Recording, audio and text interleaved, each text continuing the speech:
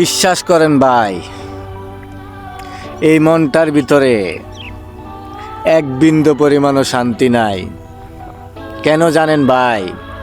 আমাদের তিনবারের প্রধানমন্ত্রী বেগম খালেদা জিয়া আপসীর নেত্রী কখনো অন্যায়ের কাছে মাথা নত করে নাই। কর্মী থুইয়া কখনো মাঠ থেকে পালিয়ে যায় নাই।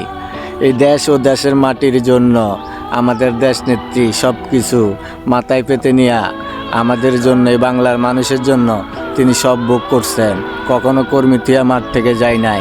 এই স্বৈরাচার শেখ হাসিনার জন্য আজকে আমার দেশনেত্রী বেগম খালেদা জিয়ার কি হলো? দেশনেত্রী খালেদা জিয়া মনে আমাদের মাঝে আর নাই।